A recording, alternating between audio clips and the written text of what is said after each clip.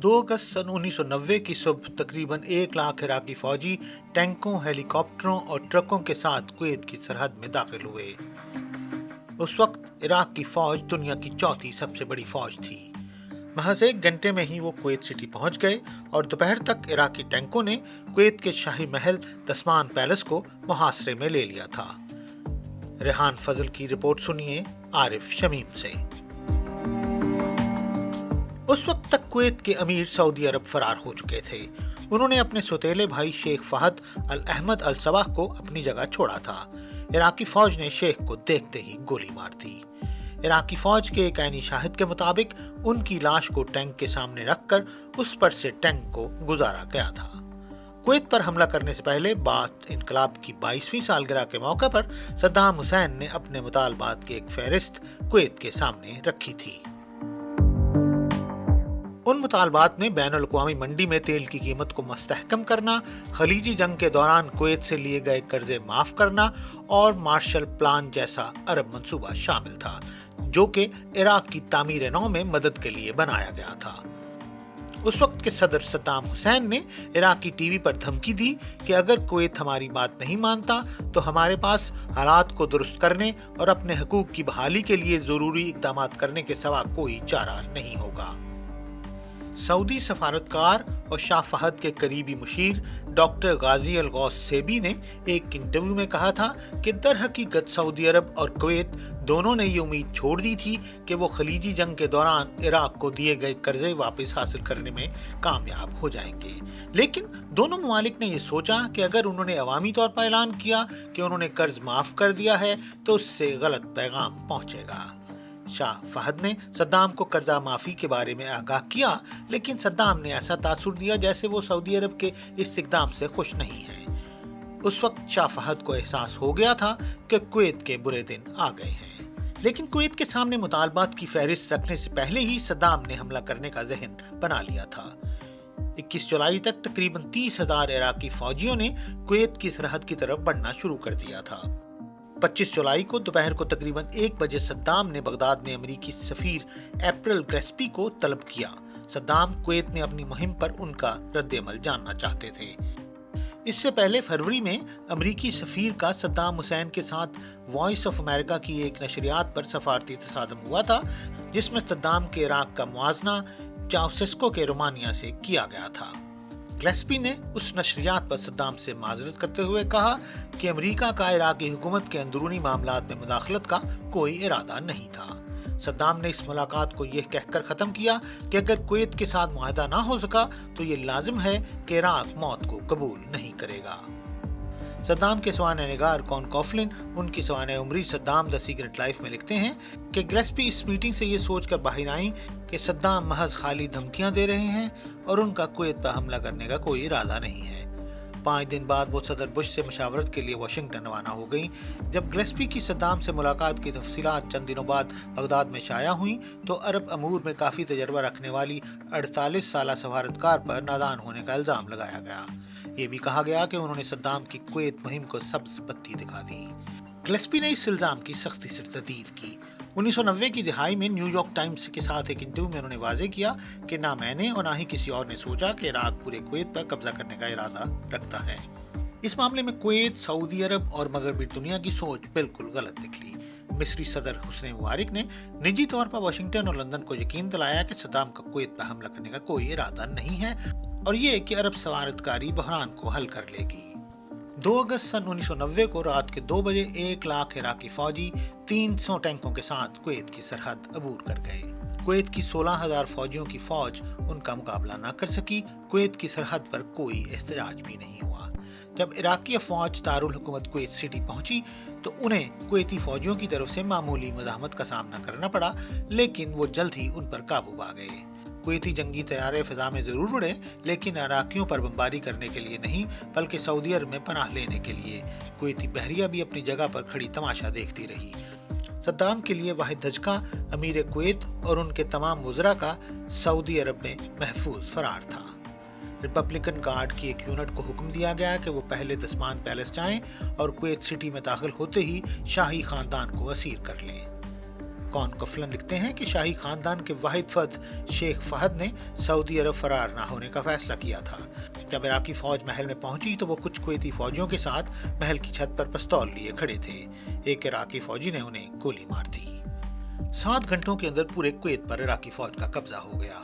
حکومت کے ساتھ ساتھ کویت کے تقریباً 3 لاکھ شہری بھی ملک سے فرار ہو گئے۔ حملوں کے چند گھنٹوں کے اندر ہی صدر جارج بش نے عراق پر اتحادی پابندیاں عائد کر دی تھیں اور جنگی طیارہ بردار بحری جہاز انڈیپینڈنس کو بحر ہند سے خلیج فارس میں آنے کا حکم دیا تھا۔ امریکی بینکوں میں جمع عراقی رقم ضبط کر لی گئی۔ اس وقت برطانوی وزیر اعظم مارگریٹ تھیچر امریکہ کے دورے پر تھیں۔ انہوں نے کویت پر عراقی حملے کا موازنہ 1930 کی دہائی میں چیکوسلواکیہ پر جرمن حملے سے کیا۔ ہر چند کہ امریکہ اور سوویت یونین نے ایک دوسرے کے خلاف مخالفانہ راہیں اختیار کر رکھی تھیں، لیکن دونوں نے عراق پر حملے کی مذمت کرتے ہوئے مشترکہ بیانات جاری کیے۔ اقوام متحدہ اور عرب لیگ نے بھی عراق کے اس اقدام کی مذمت کی۔ اقوام متحدہ کی سلامتی کونسل نے عراق پر مکمل اقتصادی اور تجارتی پابندیاں عائد کر دیں۔ ترکی اور سعودی عرب سے گزرنے والی عراق کی تیل کی پائپ لائن کاٹ دی گئی۔ سعودی سرحد پر عراقی فوجیوں کے جمع ہونے کے پیش نظر سعودی عرب نے امریکہ سے فوجی مدد کا مطالبہ کیا۔ عراق کو کویت سے نکالنے کے عزم کا اعادہ کرتے ہوئے اگلے 6 ماہ میں تقریباً 60,000 فوجیوں کو سعودی عرب کی سرزمین پر بھیج دیا گیا۔ 7 اگست کو صدر بش نے ایک قومی ٹی وی نشریات میں کہا کہ وہ 82ویں ایئر بورڈ ڈویژن کو سعودی عرب بھیج رہے ہیں۔ یہ آپریشن ڈیزرٹ سٹارم کا آغاز تھا اور ویتنام کی جنگ کے بعد غیر ملکی سرزمین پر امریکی فوجیوں کی سب سے بڑی تعیناتی تھی۔ اسی دوران صدام حسین نے اپنے کزن الحسن المجید کو کویت کا گورنر مقرر کر دیا۔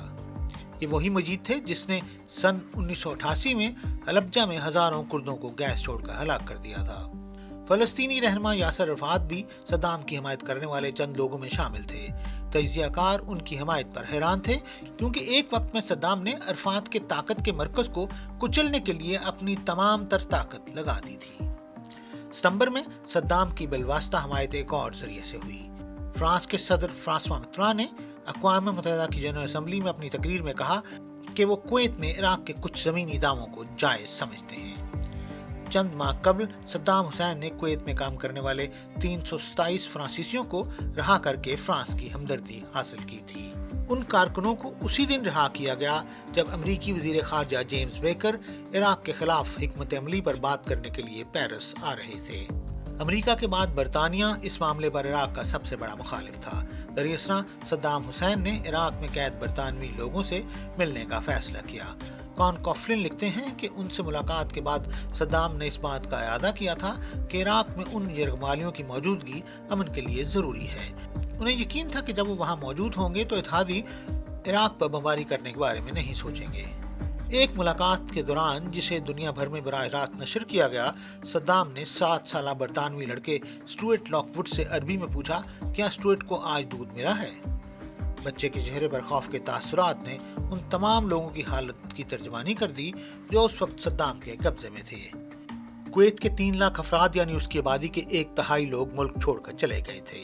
اکانومسٹ میگزین نے اپنے 22 دسمبر 1990 کے شمارے میں لکھا کہ صدام کے انٹیلیجنس ایجنٹوں نے مخالفین پر تشدد کرنے کے لیے خالی محلوں کے تہخانوں کو ایوانوں میں تبدیل کر دیا، کئی سڑکوں کے نام تبدیل کر دیے گئے اور شہریوں سے نئے شناختی کارڈ اور لائسنس پلیٹیں حاصل کرنے کو کہا گیا۔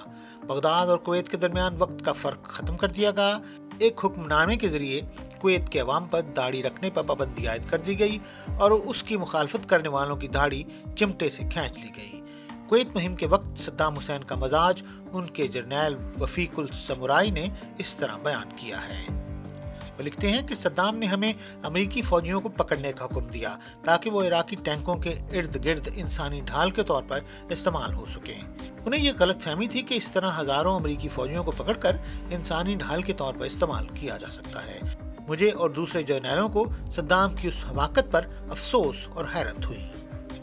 اٹلانٹک میگزین کے مئی 2002 کے شمارے میں ایک انٹرویو میں سمرائی نے کہا کہ جب میں نے صدام کو بتانے کی کوشش کی کہ ہم تباہی کی طرف بڑھ رہے ہیں تو انہوں نے مجھ سے پوچھا کہ کیا یہ میری ذاتی رائے ہے یا حقیقت۔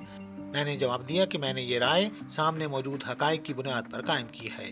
اس پر صدام نے کہا کہ اب آپ میری رائے سنیں۔ ایران اس جنگ میں مداخلت نہیں کرے گا۔ ہماری افواج آپ کے خیال سے کہیں زیادہ لڑیں گی۔ हवाई हमलों से बचने के लिए बंकर खोदें। वो तवील अरसे तक लड़ेंगे और दोनों तरफ से बहुत ज्यादा जानी नुकसान होगा। हम नुकसान बर्दाश्त करने के लिए तैयार हैं, लेकिन अमेरिकी नहीं हैं। वो अपने फौजियों की बड़ी तादाद में हलाकतों को कबूल नहीं करेंगे। सदर बुश ने 16 जनवरी 1991 को इराक पर फजाई हमलों का हुक्म दिया। यही नहीं, पूरे इराक में जबरदस्त तबाही मचाई गई। 4 हफ्तों में इराक के 4 न्यूक्लियर रिसर्च प्लांट्स का नामो निशान मिट गया। इराक के तमाम अहम अहदाफ जैसे सड़कें, पुल, बिजली घर और तेल के जखायर तबाह हो गए। इराकी फजाइया के हौसले को उस वक्त बड़ा दचका लगा जब उसके 100 से ज्यादा जंगी तैयारों ने दूसरे मुल्क में पनाह ले ली। इत्तलात थी कि इराकी फजाइया ने ये इकदाम सद्दाम के खिलाफ नाकाम फौजी बगावत के बाद उठाया था। यह बगावत उस वक्त की गई जब सद्दाम ने फजाइया के अफसरों को अमरीकी फजाई हमलों को रोकने में नाकाम रहने की वजह से मौत की सजा सुनाई थी। सद्दाम के फौजियों ने सऊदी सरहद के अंदर 12 किलोमीटर के फासले पर वाक़ कस्बे खफजी पर कब्जा कर लिया, लेकिन चंद ही दिनों में इत्तेहादी अफवाज ने इराकी फौजियों से इस कब्जे को वापस ले लिया। इस दौरान जब सोवियत रहनुमा मिखाइल गोर्बाचोव के खसूसी एलची योगिनी प्रेमाकोव सद्दाम से मिलने बगदाद आए, तो वो ये देखकर दंग रह गए कि सद्दाम का वजन तकरीबन 15 किलो कम हो गया था।